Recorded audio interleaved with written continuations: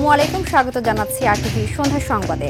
আপনাদের সঙ্গে আছি আমি সিনথিয়া রহমান এবং আমি ফাহমিদা সালাম। শুরুতেই ন্যাশনাল লাইফ ইন্স্যুরেন্স আন্তর্জাতিক সংবাদ। যুদ্ধবিরতি শুরুর কয়েক ঘন্টার মধ্যেই ইরানে তীব্র হামলার নির্দেশ দিয়েছেন ইসরায়েলের প্রতিরক্ষা মন্ত্রী। তাদের অভিযোগ, তারা যুদ্ধবিরতি লঙ্ঘন করে ইসরায়েলে হামলা চালিয়েছে। তবে অভিযোগ প্রত্যাখ্যান করে তেহরান বলছে, ফের হামলা হলে কঠোর জবাব দেওয়া হবে। পারমাণবিক কর্মসূচি পুনরায় চালুরও ঘোষণা দিয়েছে তেহরান। এদিকে ইসরায়েলের ওপর অসন্তোষ প্রকাশ করেছেন ট্রাম্প। বিস্তারিত রাকিব হাসানের রিপোর্টে।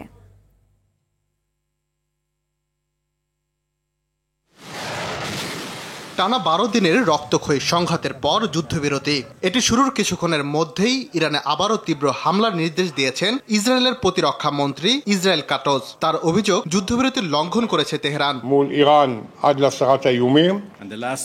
ইসরায়েলের অভিযোগ নাকচ করে তেহরান বলছে, তাদের তরফ থেকে কোনো হামলা হয়নি। মিথ্যা অজুহাতে ইসরায়েল হামলা করলে কড়া জবাবের হুঁশিয়ারিও তাদের। এদিকে ইসরায়েল ও ইরান উভয়ই যুদ্ধবিরতি লঙ্ঘন করেছে বলে জানান মার্কিন প্রেসিডেন্ট ডোনাল্ড ট্রাম্প। তবে ইসরায়েলকে বোমা ফেলা বন্ধ করে তাদের পাইলটকে ঘরে ফেরার আহ্বান জানান তিনি। এর আগে ইসরায়েল ও ইরান দুই দেশই পূর্ণাঙ্গ যুদ্ধবিরতির ব্যাপারে সম্মত হয়েছে বলে দাবি করেন ট্রাম্প। দুই পক্ষকেই আরো কোনো সংঘাতে না জড়ানোর আহ্বান জানিয়েছিলেন। যুদ্ধবিরতির পরই বিশ্ব বাজারে কমতে শুরু করে জ্বালানি তেলের দাম। সপ্তাহ ব্যবধানে মঙ্গলবার তেলের দাম সর্বনিম্ন পর্যায়ে নেমে আসে। ব্রেন্ট ক্রুডের দাম 3.76% কমে ব্যারেল প্রতি নেমেছে $68.79। যুদ্ধের সময় পারমাণবিক কর্মসূচির ক্ষতির মূল্যায়ন করছে ইরান। দেশটির পরমাণু শক্তি সংস্থার প্রধান মোহাম্মদ ইসলামী জানান, পুনরায় এটি চালুর পরিকল্পনা নেওয়া হচ্ছে। রাকিব হাসান, আরটিভি। ইরানের পরমাণু প্রকল্প নিয়ে তেহরানের সঙ্গে বৈঠকে বসতে আগ্রহ প্রকাশ করেছে জাতিসংঘের পরমাণু প্রকল্প পর্যবেক্ষণ বিষয়ক সংস্থা IAEA। এই ইস্যুতে ইরানের পররাষ্ট্রমন্ত্রী আব্বাস আগারচুর কাছে চিঠি দেওয়ার কথাও জানিয়েছে সংস্থার মহাপরিচালক রাফায়েল গ্রোসি। মঙ্গলবার যোগাযোগ মাধ্যম এক্সে দেয়া এক পোস্টে গ্রোসি জানান, ইরান যদি পুনরায় IAEA এর সঙ্গে সহযোগিতা শুরু করে, তবে তেহরানের পরমাণু প্রকল্প নিয়ে দীর্ঘদিন ধরে যে বিতর্ক চলছে, এর সমাধান কূটনৈতিক পন্থায় করা সম্ভব হবে। মঙ্গলবার রাতে প্রেসিডেন্ট ট্রাম্পের তরফে ইরান ইসরায়েলের যুদ্ধবিরতি ঘোষণার কয়েক ঘণ্টা পর নিজের এক্স হ্যান্ডেলে এই বার্তা পোস্ট করেন রাফায়েল গ্রোসি।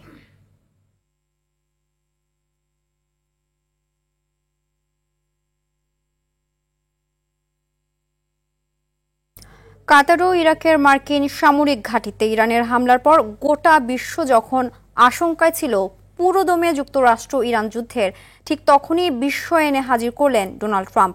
পাকিস্তান ভারত ফর্মুলাতে এবারও সামাজিক মাধ্যম ট্রুথ সোশ্যালের বার্তায় ঘোষণা দিলেন, শান্তির পথে এগোবে ইরান ও ইসরায়েল। মধ্যপ্রাচ্যে দীর্ঘমেয়াদী যুদ্ধ এড়াতেই এ পথে হাঁটলেন ডোনাল্ড ট্রাম্প, এমনটাই অভিমত বিশ্লেষকদের।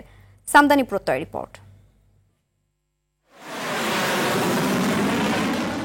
ইরানের পারমাণবিক কেন্দ্রগুলোতে মার্কিন হামলার পর গোটা বিশ্ব তাকিয়েছিল কিভাবে তেহরান জবাব দেবে তার ওপর।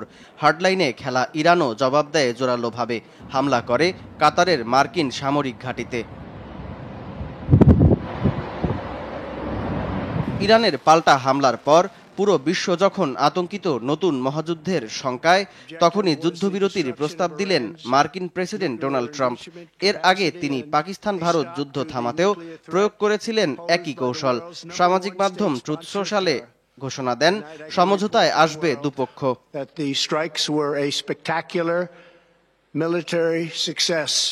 ট্রাম্পের ঘোষণার মধ্য দিয়ে শেষ হলো ইরান ইসরায়েলের 12 দিনের সংঘাত। তবে প্রশ্ন উঠেছে, কেন এত দ্রুত সমঝোতায় পৌঁছালো ইসরায়েল ও তার মার্কিন মিত্ররা? রয়টার্স এক প্রতিবেদনে জানায়, তেহরানে আকস্মিক হামলার পর ইরান এত দ্রুততার সঙ্গে জবাব দেবে তা কল্পনা করেনি তেল আবিব। তাদের অহংকারের আয়রন ডোম, ডেভিল সিলের মতো প্রতিরক্ষা ব্যবস্থাও ইরানি ক্ষেপণাস্ত্র আটকাতে ব্যর্থ হবে, এমনটা ধারণা ছিল না নেতানিয়াহু সরকারের। ক্ষয়ক্ষতি বাড়ছিল তেল আবিব, হাইফা সহ অন্যান্য শহরে। অন্যদিকে মধ্যপ্রাচ্যে বিভিন্ন ফ্রন্টে দীর্ঘমেয়াদী যুদ্ধে ক্লান্ত ইসরায়েলি সেনারা। একই সঙ্গে যুদ্ধ বন্ধে নিজ দেশের জনগণের চাপে কোণঠাসা হয়ে পড়েছিলেন নেতানিয়াহু। পাশাপাশি বাড়ছে অভ্যন্তরীণ বিরোধী দলগুলোর চাপ। এদিকে নেতানিয়াহুর স্ক্রিপ্টে ইরানের পারমাণবিক কেন্দ্রগুলোতে হামলা করে ঠিক সুবিধা করে উঠতে পারেনি যুক্তরাষ্ট্র। যুদ্ধবিমুখী ইমেজের ট্রাম্পকে সমালোচনা করতে শুরু করে খোদ তার সমর্থকরা। অন্যদিকে ইরানের ক্ষেপণাস্ত্রের নিশানায় থাকা মার্কিন ঘাঁটিগুলো হয়ে পড়ে অরক্ষিত।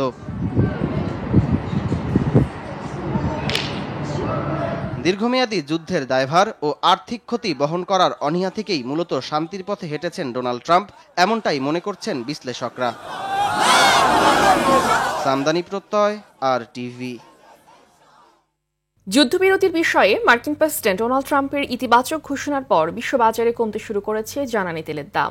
এক প্রতিবেদনে তথ্যটি নিশ্চিত করেছে বার্তা সংস্থা রয়টার্স। এর আগে ইরান ইসরায়েল সংঘাতের জেরে প্রায় এক সপ্তাহ ধরে ঊর্ধ্বমুখী ছিল তেলের বাজার। বর্তমানে অপরিশোধিত জ্বালানি তেল বেন্ট ক্রুড ফিউচারের দাম প্রতি ব্যারেলে $2.69 কমে $68.79 দাঁড়িয়েছে। অন্যদিকে ইউএস ওয়েস্ট টেক্সাস ইন্টারমিডিয়েট অপরিশোধিত তেলের দাম $2.7 কমে ব্যারেল প্রতি $5.46 দাঁড়িয়েছে। ইতিবাচক ধারা বইছে বেশিরভাগ দেশের শেয়ার বাজারের সূচকেও।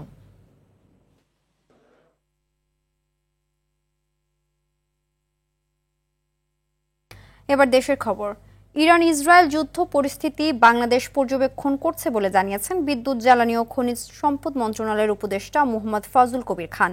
বলেন, যুদ্ধ অল্পদিন হলে বাংলাদেশে সংকট তৈরি হবে না। যে কোনো পরিস্থিতি মোকাবেলায় সরকারের যথেষ্ট প্রস্তুতি আছে।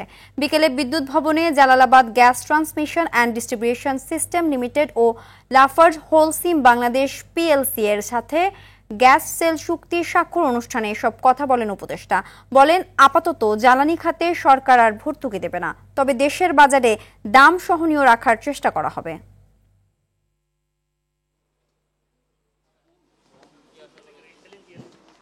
আমরা এটা কনস্ট্যান্টলি মনিটর করতেছি, আর এইটা হচ্ছে যে এটা নির্ভর করবে এটা যুদ্ধটা কতদিন চলে। তো আমরা এই শর্ট টাইমে আমাদের ব্যবস্থা আছে। বাংলাদেশে একটি অবাধ ও সুষ্ঠু নির্বাচন দেখতে চায় চীন। নতুন সরকারের সঙ্গে কাজ করতে অধীর আগ্রহে অপেক্ষা করছে তারা, এমনটি জানিয়েছেন বিএনপি মহাসচিব মির্জা ফখরুল ইসলাম আলমগীর। দলের ভাইস চেয়ারম্যান আব্দুল আওয়াল মিন্টুর অভিযোগ, দেশে পরিকল্পিতভাবে মব জাস্টিস করা হচ্ছে। আর রুহুল কবির রিজভী বলেন, অপরাধী যত বড়ই হোক মব জাস্টিস সমর্থন করে না বিএনপি। রুদ্র রফিকের রিপোর্ট। ব্রাহ্মণবাড়িয়া জেলা বিএনপির নবগঠিত কমিটিকে সঙ্গে নিয়ে শহীদ প্রেসিডেন্ট জিয়াউর রহমানের সমাধিতে শ্রদ্ধা জানান বিএনপির সিনিয়র যুগ্ম মহাসচিব রুহুল কবির রিজভী। পরে তিনি বলেন, যে যত বড় অপরাধীই হোক বিচার হতে হবে আইনের মাধ্যমে। কাউকে ডিম ছুঁড়ে মারা হবে, কাউকে জুতা নিক্ষেপ করা হবে এবং বাড়িতে লোকজন গিয়ে তাকে টেনে হিচড়ে বের করবে, এইটা বিএনপি কখনোই পছন্দ করে না।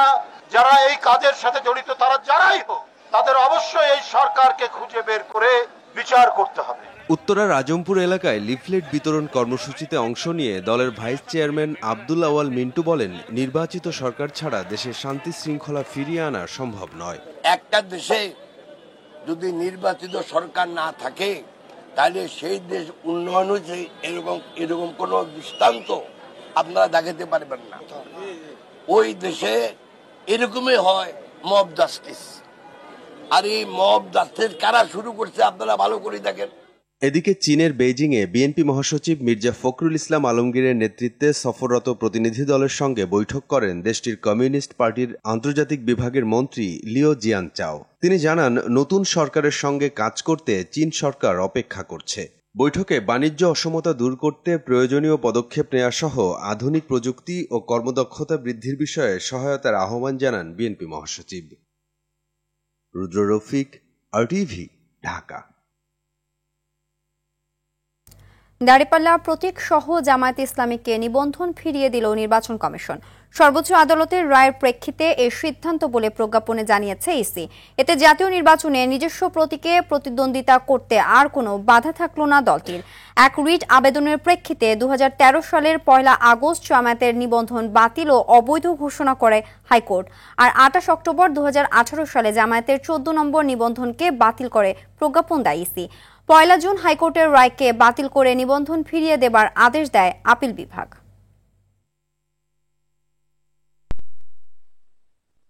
ক্ষমতাচ্যুত প্রধানমন্ত্রী শেখ হাসিনা ও তার পরিবারের সদস্যরা দেশের বাইরে থাকলেও তাদের দুর্নীতির মামলা চলবে। দুদক কার্যালয়ে গণমাধ্যমকে একথা জানালেন দুদক চেয়ারম্যান মোহাম্মদ আব্দুল মোমেন। তিনি বলেন, আইনের প্রতি শ্রদ্ধাশীল হলে টিউলিপের দেশে এসে আইনি লড়াই করা উচিত। আতিকা রহমানের রিপোর্ট।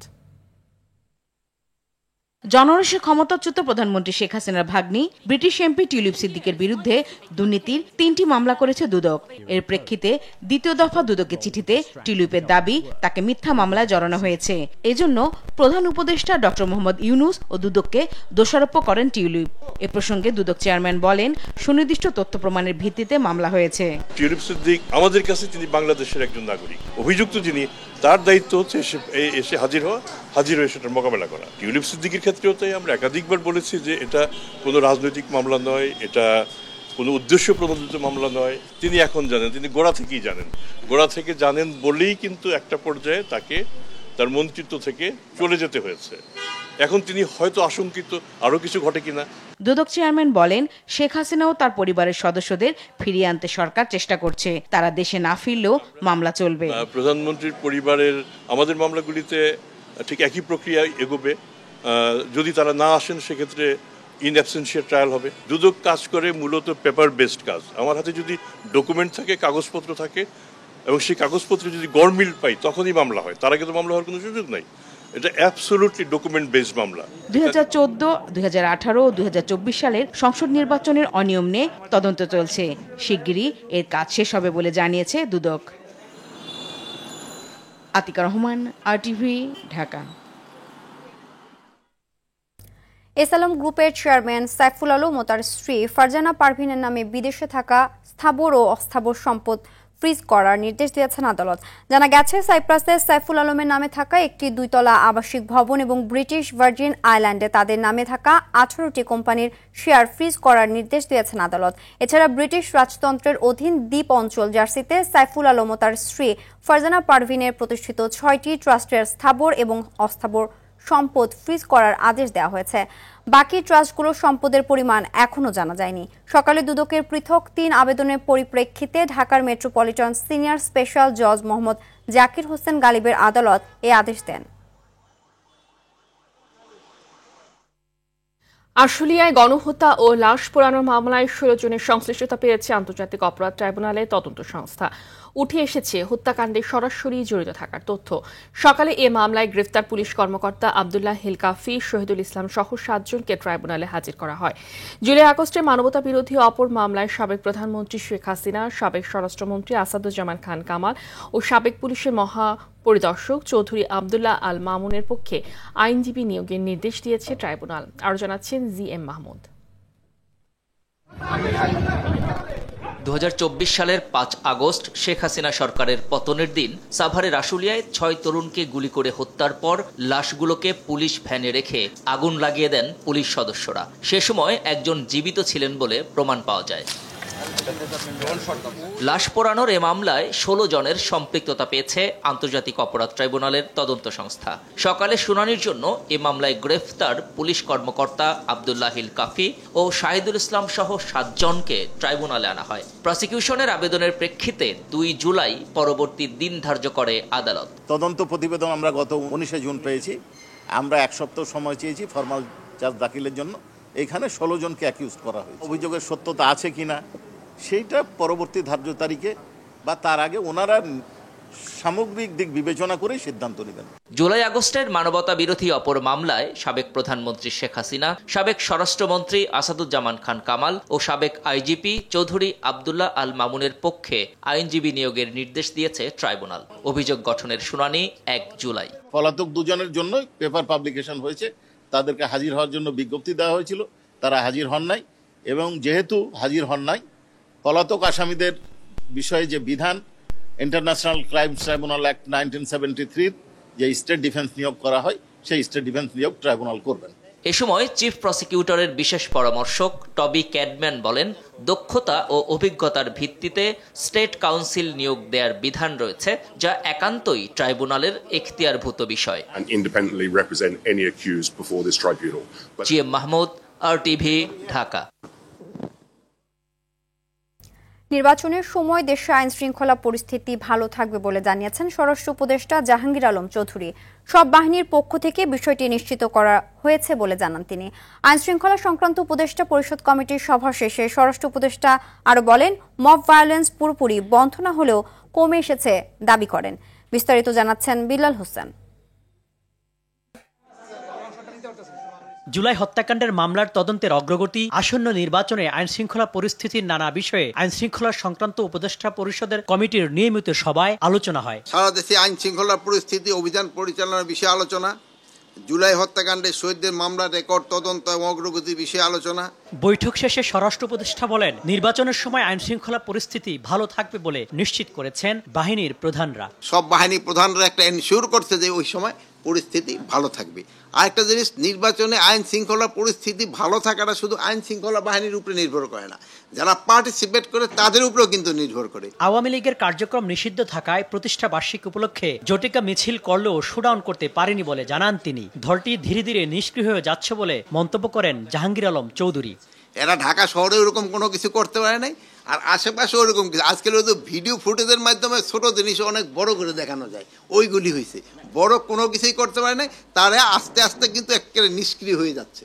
মব ভায়োলেন্স পুরোপুরি নিয়ন্ত্রণে না হলেও কমে এসেছে বলে দাবি স্বরাষ্ট্র উপদেষ্টার। বিল্লাল হোসেন, RTV, ঢাকা। কোনো ধরনের মব জাস্টিসকে প্রশ্রয় দেওয়া হবে না, মামলা করে দোষীদের আইনের আওতায় আনা হবে বলে জানিয়েছেন ডিএমপি কমিশনার শেখ মোহাম্মদ সাজ্জাদ আলী। ডিএমপির সদর দপ্তরে এক অনুষ্ঠান শেষে সাংবাদিকদের প্রশ্নের জবাবে তিনি বলেন, সাবেক প্রধান নির্বাচন কমিশনারের বাসায় মব সৃষ্টির ঘটনায় মামলা করে একজনকে গ্রেফতার করা হয়েছে। মব নিয়ন্ত্রণে কোনো পুলিশ সদস্যের গাফিলতি পাওয়া গেলে কঠোর ব্যবস্থা নেওয়া হবে। দাবি আদায়ে সড়ক অবরোধের বিষয়ে কমিশনার বলেন, মহানগরীতে সড়ক অবরোধ করে আন্দোলনের নামে জনভোগান্তি না করতে রাজনৈতিক দলগুলোর সঙ্গে আলোচনা করা হবে বলেও জানান তিনি।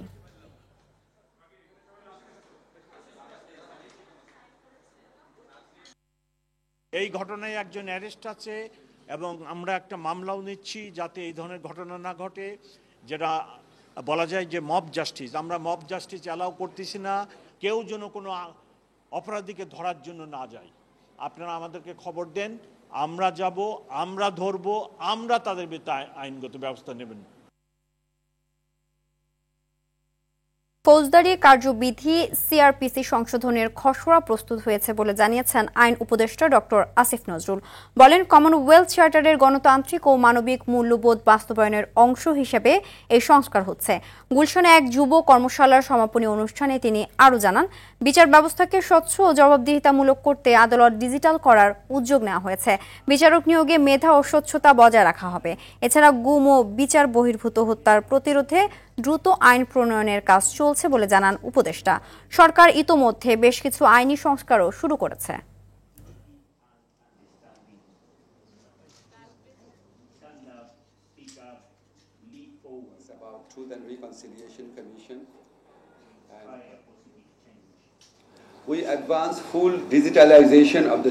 বিচার ব্যবস্থাকে স্বচ্ছ ও জবাবদিহিমূলক করতে আদালত ডিজিটাল করার উদ্যোগ নেওয়া হয়েছে। বিচারক নিয়োগে মেধা ও স্বচ্ছতা বজায় রাখা হবে। এছাড়া গুম ও বিচার বহির্ভূত হত্যার প্রতিরোধে দ্রুত আইন প্রণয়নের কাজ শেষ হবে।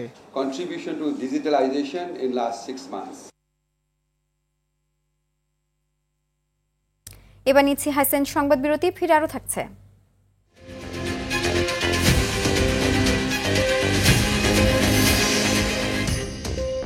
গণঅভ্যুত্থানে 10 মাসেও প্রস্তাবিত সংস্কারে একমত হতে পারেনি রাজনৈতিক দলগুলো। জুলাই সনদে প্রত্যাশা পূরণের আশা।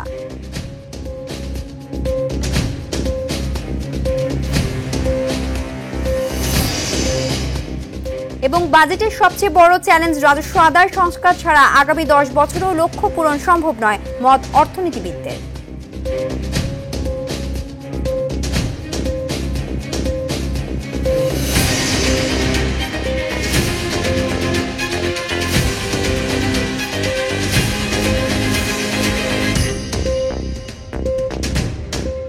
সন্ধ্যা সংবাদ দেখছেন আরটিভিতে। আপনাদের সঙ্গে আছি আমি সিনথিয়া রহমান এবং আমি ফাহমিদা সালাম। চাকরিতে পুনর্বহাল করা সহ ৩ দফা দাবিতে শাহবাগে অবস্থান কর্মসূচি পালন করেছেন চাকরিচ্যুত বিডিআর সদস্যরা। মঙ্গলবার জাতীয় জাদুঘরের সামনে তারা অবস্থান নিয়ে বিক্ষোভ করেন। আন্দোলনকারীরা বলছেন, সরকার তাদের দাবি মানার ব্যাপারে গড়িমসি করছে। স্বরাষ্ট্র উপদেষ্টার সঙ্গে তাদের একটি প্রতিনিধি দলের সাক্ষাৎ হওয়ার কথা থাকলেও তা হয়নি। দাবি মানা না হলে আরও কঠোর আন্দোলন চালিয়ে যাওয়ার হুঁশিয়ারিও দেন চাকরিচ্যুত বিডিআর সদস্যরা।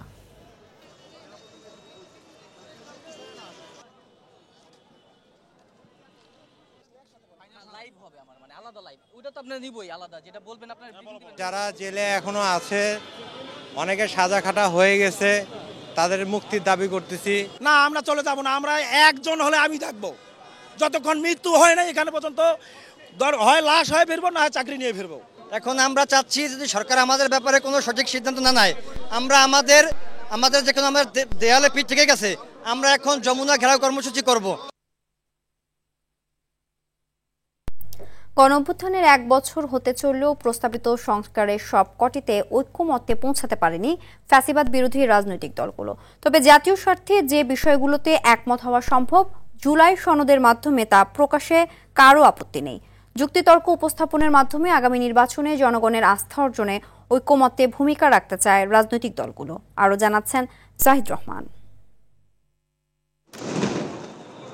ছাত্র জনতার তীব্র আন্দোলনের পর 2024 সালের 5 আগস্ট আওয়ামী লীগ সরকারের পতন ঘটে। এরপর নোবেলজয়ী ডক্টর মোহাম্মদ ইউনূসের নেতৃত্বে গঠিত হয় অন্তর্বর্তী সরকার। জনগণের প্রবল প্রত্যাশার মুখে রাষ্ট্র সংস্কারের লক্ষ্যে 11টি সংস্কার কমিশন গঠন করা হয়। জাতি এবং রাষ্ট্রের স্বার্থে বেশিরভাগ বিষয়ে একমতে পৌঁছতে পারলেও সংবিধান সংস্কার সহ বেশ কিছু গুরুত্বপূর্ণ বিষয়ে রাজনৈতিক দলগুলোর দ্বিমত এখন স্পষ্ট। জুলাই সনদ প্রণয়ন করা হোক, যেখানে এই গণ অভ্যুত্থানের মূল লক্ষ্যসমূহ সুনির্দিষ্ট থাকবে এবং সেগুলো অর্জন করার জন্য পথ নির্দেশ করা থাকবে। এখন কেবল বড় বড় কথা বলে কোনো সংস্কার জনগণের উপরে চাপিয়ে দিলে এটা তো জনগণের কাছে গ্রহণযোগ্য হবে না এবং জনগণের নির্বাচিত সরকারের কাছে গ্রহণযোগ্য হবে না। অনেকগুলো বিষয় আছে যেগুলো বাস্তবতেই বিরোধ থাকতে পারে। সেই বিরোধগুলো এখন সারফেস হয়েছে, আগেও ছিল, কিন্তু আগে এটা সারফেসে আসেনি, এখন এটা সারফেসে আসবে। আমি একটু ভয় পাচ্ছি কারণ যে আলোচনার সময় খুব কম হয়ে যাচ্ছে। সময় নিয়ে আলোচনা করলে এটাও হয়তো নিষ্পত্তি হতে হতো। বাস্তবতার বাইরে গিয়ে সংস্কার চাপিয়ে দেওয়া যেমন যৌক্তিক নয়, ঠিক তেমনি জনগণের ম্যান্ডেট নিয়ে আগামীতে সংস্কার প্রক্রিয়া চালিয়ে যেতে চায় রাজনৈতিক দলগুলো। এনসিসি এরকম একটা বডিতে থাকতে হবে, নাহলে প্রধানমন্ত্রীকে ইচ্ছা মতো সব কনস্টিটিউশন বডির হেডকে ইয়ে করবেন নাকি, নিয়োগ দেবেন নাকি, তা তো পারেন না, হওয়া উচিত তাই। এইটাতেও একটা অ্যাডজাস্টমেন্টের ব্যাপার আলোচনার মধ্যে দিয়ে হয়তো আসবে। আর সবশেষে বলবো যে এইটা নিয়ে অত বেশি চিন্তিত নেই, কারণ প্রফেসর তো বলছেন যে যতদূর ঐক্যমত হবে ততদূর আমি করবো, যেটা হবে না সেটা পরের জন্য রেখে দেবো, তাই করতে হবে। জনগণও কনফিউজড, রাজনীতি যে আমরা যারা করি আমরাও কনফিউজড। অনেক অনাবশ্যক বিষয় নিয়ে সময় ক্ষেপণ করা হচ্ছে যার কোনো প্রয়োজন নেই। দেশের প্রয়োজন একটা সুষ্ঠু নির্বাচন। সুষ্ঠু নির্বাচনের মাধ্যমে যারা নির্বাচিত হয়ে আসবে তারা জানে কিভাবে দেশ চালাতে হবে, তাদেরকে এত সবক দেওয়ারও কোনো কিছু নেই। শেষ মুহূর্তে জাতীয় ঐক্যমত্য কমিশনের অনুরোধে অমীমাংসিত বিষয়গুলোতে রাজনৈতিক দলগুলো কতটা ছাড় দেয় সেটি এখন দেখার বিষয়। মত বিনিময় করে আমরা একটা ঐক্যমতে পৌঁছতে পারবো বলে আশা করি। জাহিদ রহমান, RTV, ঢাকা। রোহিঙ্গাদের পানি সংকট ও অবকাঠামো সমস্যা সমাধানে নতুন প্রকল্প নিয়েছে সরকার, যাতে ব্যয় হবে প্রায় 650 কোটি টাকা। এর মধ্যে 232 কোটি টাকা ঋণ দেবে এশীয় উন্নয়ন ব্যাংক, আর বাকিটা আসবে অনুদান থেকে। জাতীয় অর্থনৈতিক পরিষদের নির্বাহী কমিটি একনেকের সভায় অনুমোদন করা হয় এ প্রকল্প। সকালে প্রধান উপদেষ্টার সভাপতিত্বে এনইসি মিলনায়তনে একনেকের বৈঠক অনুষ্ঠিত হয়। সেখানে রোহিঙ্গাদের জন্য নতুন প্রকল্প সহ মোট 15টি প্রকল্প অনুমোদন করা হয়, যার ব্যয় ধরা হয়েছে 6,868 কোটি টাকা। বিভাগীয় শহরগুলোর মাদক নিরাময় কেন্দ্র নির্মাণ সহ বেশ কয়েকটি জনহিতকর প্রকল্প রয়েছে এ তালিকায়। বাজেটের সবচেয়ে বড় চ্যালেঞ্জ হবে রাজস্ব আদায়। সংস্কার ছাড়া আগামী 10 বছরেও কাঙ্ক্ষিত রাজস্ব আহরণ সম্ভব নয় বলে মনে করেন অর্থনীতিবিদরা। কর বহির্ভূত আয় বাড়ানোর পাশাপাশি পরিচালন খরচেও স্বচ্ছতার তাগিদ দেন তারা। আরও জানাচ্ছেন তহিদুর রহমান। বড় পরিবর্তন ছাড়াই প্রস্তাবিত বাজেট অনুমোদন দেয় ডক্টর ইউনূসের নেতৃত্বাধীন অন্তর্বর্তী সরকার। এতে ঘাটতি থাকায় 2,26,000 কোটি টাকা ঋণ নিতে হচ্ছে সরকারকে। অন্যদিকে বিগত সরকারের রেখে যাওয়া ঋণের সুদের পরিমাণও অনেক, ভবিষ্যতে তা বাড়তে পারে বলেও আশঙ্কা অর্থনীতিবিদদের। এখন সরকার যে পরিমাণ টাকা বিদেশি সাহায্য পায়, এই বিদেশি সাহায্যের সম পরিমাণ টাকা দিয়ে সরকারকে কিন্তু সরকারের সুদের ব্যয় মেটাতে হয়। আমরা যদি যথেষ্ট পরিমাণে সংস্কার করতে না পারি, যদি আমরা যথেষ্ট রাজস্ব আদায় মনোযোগী না হয়, শুধু এই বছর না, আগামী 10 বছরে আপনি বাজেটের মধ্যে কোনো গুণগত পরিবর্তন দেখবেন না। এই বাজেটটার সবচেয়ে বড় চ্যালেঞ্জ হচ্ছে রেভিনিউ মোবিলাইজেশন, অর্থাৎ যে 5,64,000 কোটি টাকার যে টার্গেট আছে, এই টার্গেটটা আসলে কতটুকু বাস্তবায়ন হবে। এই রেভিনিউটা অ্যাম্বিশাস মনে হচ্ছে, কারণ এটা ফুলফিল করার জন্য যে সমস্ত উদ্যোগ, যে সমস্ত অটোমেশন থেকে আরম্ভ করে যে রিফর্মগুলো দরকার, সেগুলো যদি আমরা করতে না পারি, তাহলে এই টার্গেটটা আসলে অনেকটা চ্যালেঞ্জ আকারেই থাকবে।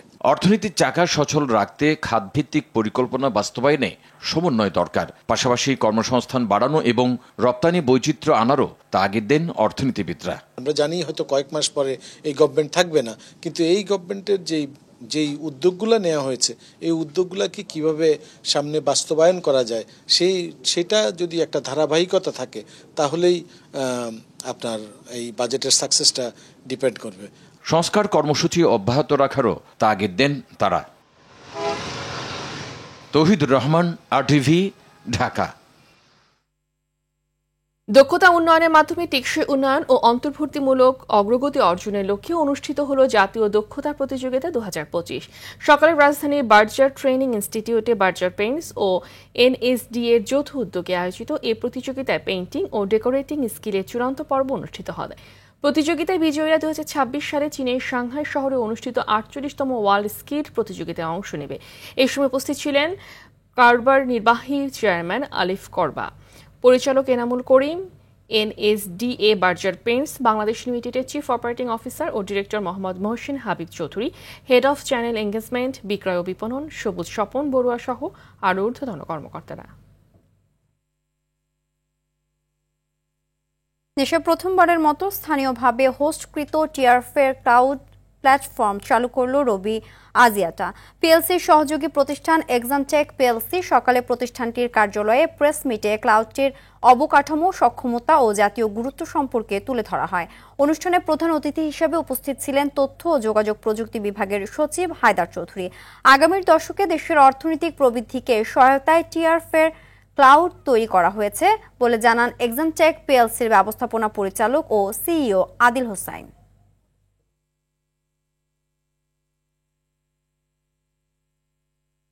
গত 24 ঘন্টায় সারা দেশে ডেঙ্গুতে আক্রান্ত হয়েছেন 394 জন। এটি এ বছরের একদিনে সর্বোচ্চ রোগী। বরিশাল বিভাগে সর্বোচ্চ 157 জন আক্রান্ত হয়েছেন। এই বিভাগে হটস্পট বরগুনায় ডেঙ্গুতে নতুন করে আরও 93 জন আক্রান্ত হয়েছেন। এ নিয়ে জেলায় মোট আক্রান্তের সংখ্যা দাঁড়িয়েছে 2495 জনে। এছাড়া ডেঙ্গুতে আক্রান্ত হয়ে এখন পর্যন্ত মারা গেছেন 22 জন। স্বাস্থ্য বিভাগ সূত্রে এ তথ্য নিশ্চিত করা হয়েছে। নতুন আক্রান্তদের মধ্যে বরগুনা সদর উপজেলায় 80 জন, বেতাগী উপজেলায় 2 জন, আমতলী উপজেলায় 1 জন, বামনা উপজেলায় 6 জন এবং পাথরঘাটা উপজেলায় আক্রান্ত হয়েছেন 4 জন।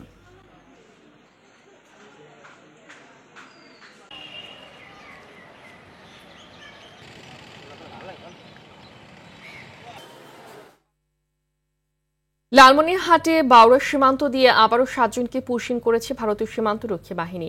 পরে স্থানীয়রা তাদের আটক করে। বিজিবি জানায়, বাংলাদেশ ভারত সীমান্তে বাউরা হোসনাবাদ সীমান্তের বিপরীতে ভারতীয় 157 BSF এর মহেশমারি ক্যাম্পে সদস্যরা 7 জনকে পুশিং করেন। তাদের মধ্যে 2 জন পুরুষ, 2 জন নারী ও শিশু রয়েছে। স্থানীয়রা তাদেরকে আটক করে বিজিবিকে খবর দিলে বাউরা নবীনগর ক্যাম্পের সদস্যরা তাদের আটক করে।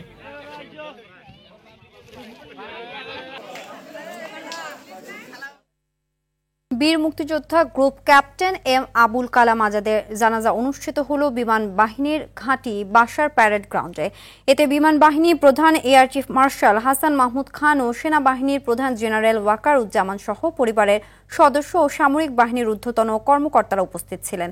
1950 সালে মুন্সিগঞ্জে জন্মগ্রহণ করা আবুল কালাম আজাদ 1974 সালে বিমান বাহিনী C&E শাখায় কমিশন লাভের পর 2004 সালে অবসর গ্রহণ করেন। গেল 21 জুন ভারতের কলকাতায় চিকিৎসাধীন অবস্থায় মৃত্যুবরণ করেন তিনি।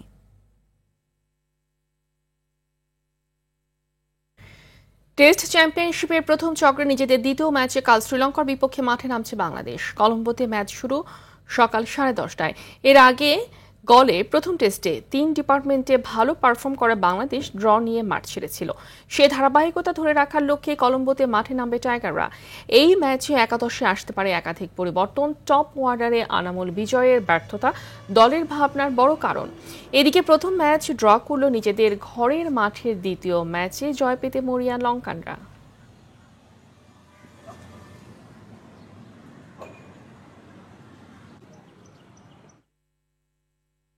এএফসি নারী এশিয়া কাপ বাছাই পর্বের ম্যাচ খেলতে রাতে মিয়ানমার যাচ্ছে বাংলাদেশ দল। এর আগে আজ দুপুরে বাফুফেতে দলের প্রস্তুতি ও শক্তিমত্তা নিয়ে বিস্তারিত জানায় বাফুফে। আফিদা খাতুনকে অধিনায়ক করে ঘোষণা করা হয় 23 সদস্যের দল।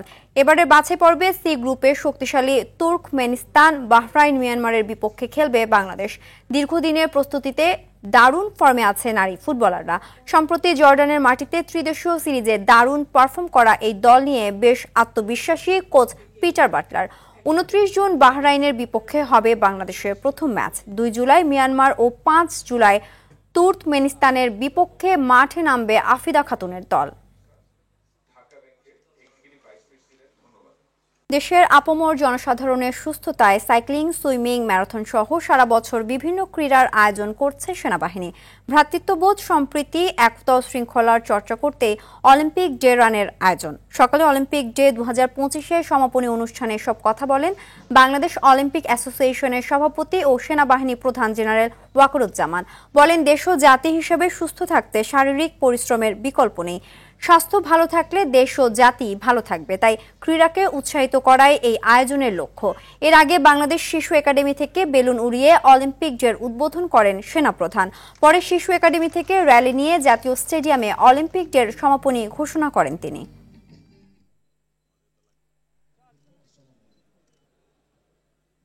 অলিম্পিক ডের এই ধারণাকে ছড়িয়ে দিতে পারি সারা বাংলাদেশে, তাহলে অবশ্যই আমাদের মধ্যে ভ্রাতৃত্ববোধ, সম্প্রীতি জাগরিত থাকবে। অলিম্পিক অ্যাসোসিয়েশনের পক্ষ থেকে সারা দেশে বিভিন্ন সময় বিভিন্ন ধরনের প্রোগ্রাম করে থাকি। অলরেডি কক্সবাজারে সাইক্লিং করেছি, আমাদের রাঙামাটিতে সুইমিংয়ের প্ল্যান আছে এবং বিভিন্ন বিভাগীয় শহরে ম্যারাথন করে থাকি। সন্ধ্যা সংবাদ এ পর্যন্তই। রাতের সংবাদ 11:15টায় দেখার আমন্ত্রণ রইল। ধন্যবাদ সবাইকে। ধন্যবাদ।